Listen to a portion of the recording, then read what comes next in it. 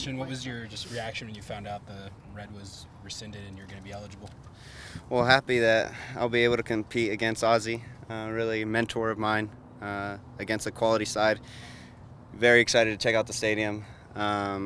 Just a bunch of different emotions in the last couple of days, but very, very happy that I'll be able to play alongside my teammates and help them out for the effort they put in last week. Was there ever any concern from you that it wouldn't be rescinded? Did you think that once they looked at the tape, got away from the moment a little bit, that it would be? Well, first of all, I understood why it was a red, right? There's contact to the face, and obviously the rules are very black and white. So I understood, and I also had some type of expectations going into it, because by the letter of the law there's contact to the face. So for me, I always felt hopeful that it would get rescinded, but it's a tricky call, because there's so much chaos going on, and there happened to be someone getting hit in the face. So happy in the end, but was hopeful. How much did you look it over yourself, like after, or people keep sending it to you, or what's the past few days been like for you? Well, I think I want to send a big shout out to all the people that were supporting me. I think people understand who I am as a person, and that I would never do such a thing on purpose.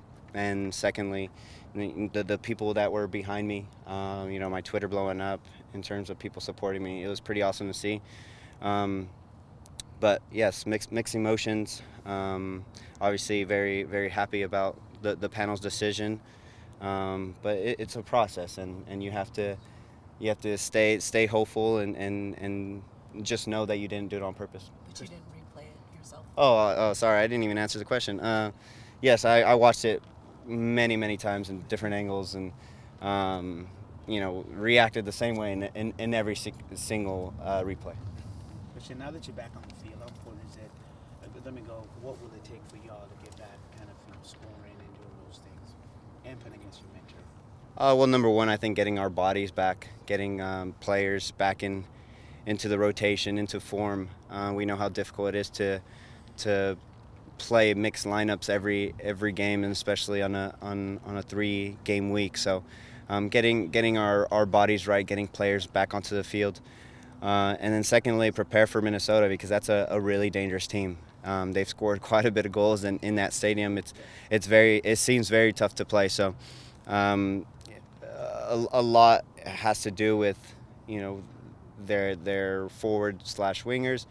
So we'll have to prepare very, very well for them. But number one is getting our bodies back on the field. I'm sure the list is long, but what are a couple of traits, if you would, that you got from Ozzie? Well, Ozzie's grit, number one. Not backing down, and putting your body on the line for the team.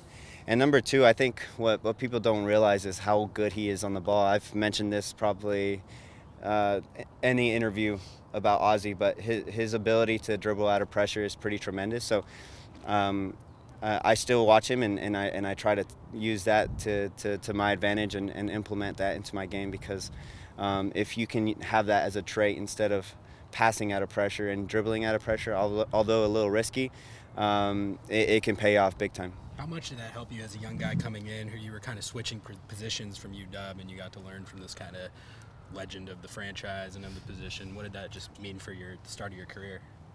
Well, I was an